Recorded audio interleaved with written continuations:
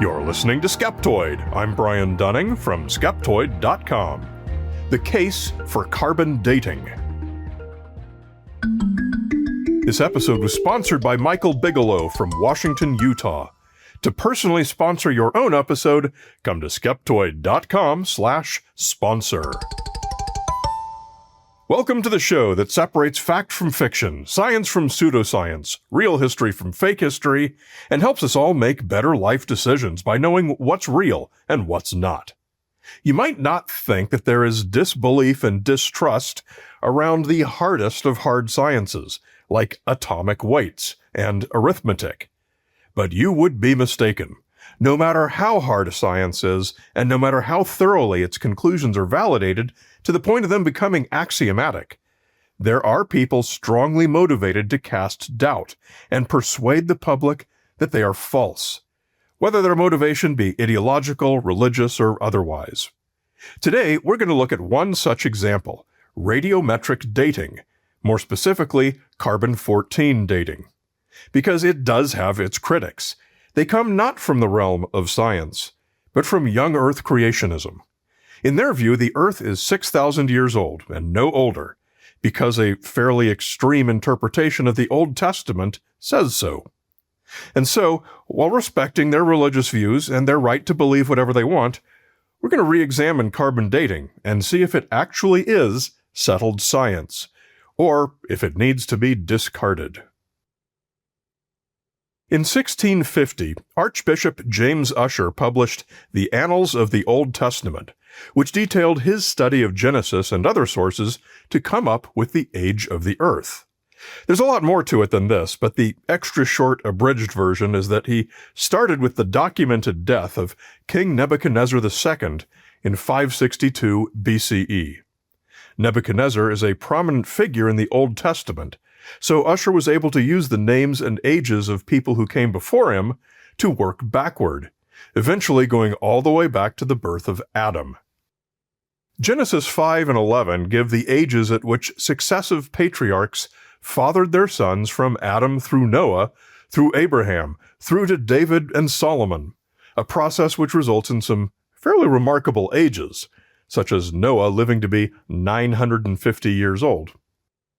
From there, Ussher used the biblical lengths of the reigns of various kings, until he got up to Nebuchadnezzar. He added it all up, and it came out to 3,442 years.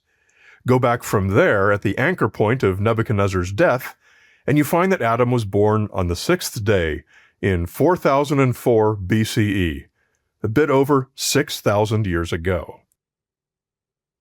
Ussher was hardly the only biblical scholar to do this. Many others have replicated his work, to the point that many young Earth creationists consider it to be as solid of a settled science as you and I would consider 1 + 1 = 2 to be. Consequently, anything that contradicts it, such as evidence of anything on Earth being older than 6,000 years, must be false. The problem faced by the young Earthers is that there is a lot of such evidence. Many different lines of it. Seafloor spreading at the Mid-Atlantic Ridge leaves stripes of geomagnetic lines that record reversals of the Earth's magnetic field, providing a record going back some 170 million years. Corals that grow today show about 365 daily growth lines within each annual growth ring, but fossil corals have been found with as many as 400. Because Earth spun faster long ago, and there were 400 days in a year, some 350 million years ago. Ice cores in Greenland have been found with 123,000 continuous years of layers, and using calibration against other cores with overlapping date ranges, ice cores as old as 6 million years have been found in Antarctica. We can see the Andromeda Galaxy, though its light required 2.5 million years to get here. We can see the remnants of supernova 1987A, which exploded 168,000 light-years away. Earth's interior cools at measurable rates as its heat seeps through the crust. To get to where we are today required billions of years of cooling. However, it seems to be only radiometric dating at which young Earthers direct their denialism, and even more specifically at carbon-14 dating. Skeptoid episode number 146 told the story of a creationist who deliberately misused potassium-argon dating on the Mount St. Helens lava dome in an effort to disprove the validity of all radiometric dating. But other than that, it's always carbon dating that finds itself on the receiving end of creationist ire. I expect the reason is that few people have heard of potassium-argon dating, or the approximately 13 other radiometric dating methods currently in use. But everyone's heard of carbon dating. So make that the boogeyman. It's good marketing. They could use good marketing because they're certainly not using good science. Noted creationist Ken Ham continues his career-long attack on carbon-14. Just in the past year, he has attacked the use of carbon dating on fossils that are supposedly, quote, millions of years old, and on diamonds and coal. This tells us he's never so much as read the Wikipedia page on carbon-14, because it's only useful within a range of about 500 to 55,000 years ago. That's because carbon has a relatively fast decay rate. For a sample likely to be millions of years old, no geologist would use carbon dating.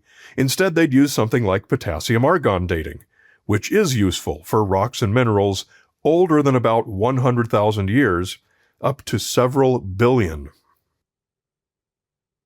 A very brief refresher on radiometric dating. Nearly everything in nature contains some amount of some radioactive elements. Some of these are primordial, left over from the original formation of the Earth. Some are cosmogenic, created when cosmic rays strike an atom's nucleus and alter it, like when one hits a nitrogen atom in our atmosphere and converts it into carbon-14. All radioactive elements decay at a measurable and stable rate. The rates are determined by fundamental nuclear forces and so cannot change. Some have tried to claim that conditions on the early Earth were different, and so these rates may have been much faster, giving us the appearance of extreme age. But this is not so. Nuclear forces are unaffected by external factors such as temperature, pressure, or the chemical environment. When an organism is living, the proportions of carbon isotopes in its body match the proportions in the atmosphere. But once it dies, it stops taking in new carbon, so those proportions begin changing at this known rate as the carbon-14 decays into nitrogen-14. Measuring the proportion gives us the time since its death.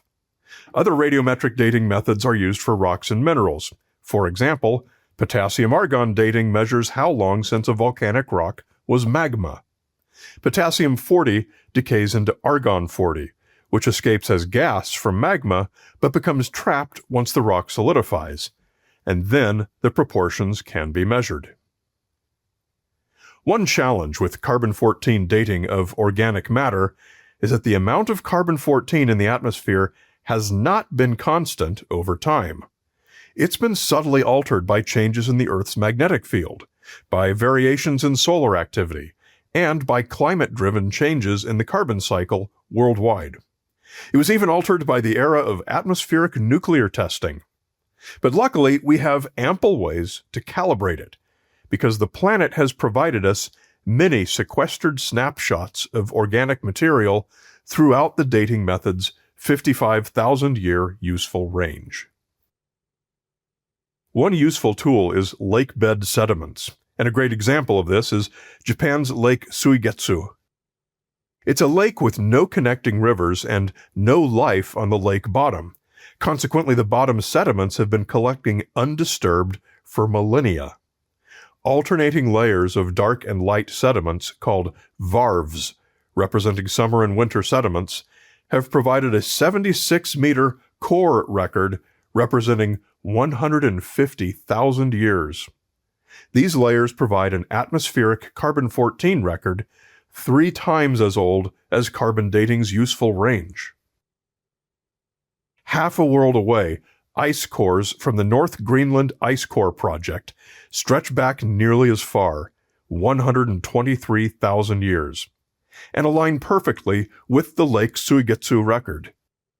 Significantly, these cores also record the eruption of a volcano in Oregon some 7,700 years ago, Mount Mazama, today known as Crater Lake, the remnants of that mighty blast. Mount Mazama filled the atmosphere with tephra, volcanic dust, and that which landed on Greenland eventually made its way down into these ice cores, which we can match using not only the geochemistry and mineralogy of the tephra, but also Mount Mazama's unique isotopic signature. The layer serves as one of many so-called isochrons, markers in the ancient record tied to specific known dates, to help us keep the record accurate all the way back through time. As lava flowed down the slopes, it engulfed trees and burned them up, preserving their charcoal, carbonized organic matter which can, today, be carbon dated. Direct readings of the isotope ratios in the 1990s gave an age of 6,845 plus or minus 50 years. But once the calibration scales were applied, taking into account the changing amounts of carbon-14 in the atmosphere over the centuries, thanks to the many sources available, gave ages of 7,627 plus or minus 150 years. Spot on. It was compelling proof that carbon dating not only works, but in concordance with all the calibration sources nature provides, can be spookily accurate. Not far from Mount Mazama, scattered about the northern Great Basin, are at least 6 archaeological sites associated with the Klamath, Modoc, and Northern Paiute indigenous tribes. Found at all of these sites are the world's oldest footwear, sandals woven from shredded and twined sagebrush bark. Today, we can carbon date these fibers, and we find that the sandals, in their various locations, are anywhere from 10,400 to 9,100 years old. The young earthers would claim here that since no sandals could be older than 6,000 years, carbon dating must therefore be fatally flawed. But in this case, they've failed to account for just one small piece of data that covered these sandals. The largest single concentration of the sandals was found at Fort Rock Cave, which gave the sandals their name we now know them by, the Fort Rock Sandals. Some 75 sandals were found here, most broken or worn, indicating that this was likely a trash dump for discarded footwear. They were found via excavation by archaeologists from the University of Oregon in 1938, excavation which involved digging down to them through the nearly solidified Mount Mazama tephra that had buried them 7,700 years ago. The Fort Rock sandals are unambiguously more than 6,000 years old.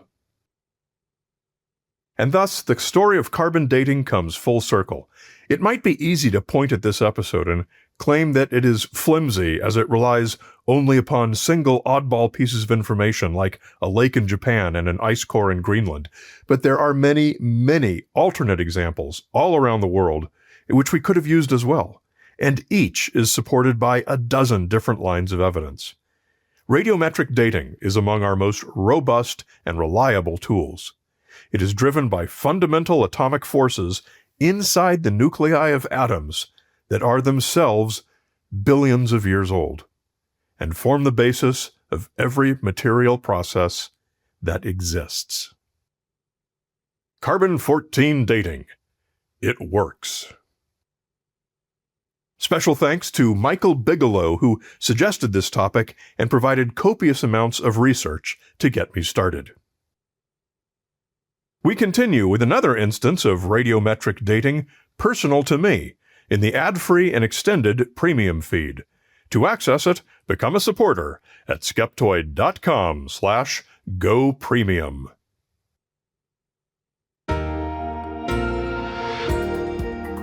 A great big Skeptoid shout-out to our premium supporters, including Nathan Branch, Cathandus, Kat Petrie, and Riley's dad in Patterson, California. Cool little town. I'm giving a couple of local talks here in Bend, Oregon over the next month or so, And then I'm leading the Skeptoid Adventures trip aboard the world's largest full-rigged ship in the Mediterranean, visiting islands off the coast of Spain and France with skeptical side quests for you to enjoy at every landing.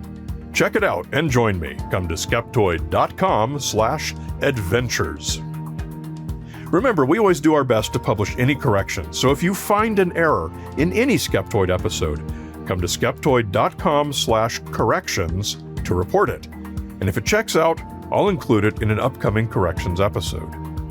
Skeptoid is a production of Skeptoid Media. Director of Operations and Tinfoil Hat Counter is Kathy Reitmeyer. Marketing Guru and Illuminati Liaison is Jake Young. Production Management and All Things Audio by Will McCandless. Music is by Lee Sanders. Researched and written by me, Brian Dunning. Listen to Skeptoid for free on Apple Podcasts, Spotify, Amazon Music, or iHeart. You're listening to Skeptoid, a listener-supported program. I'm Brian Dunning from Skeptoid.com.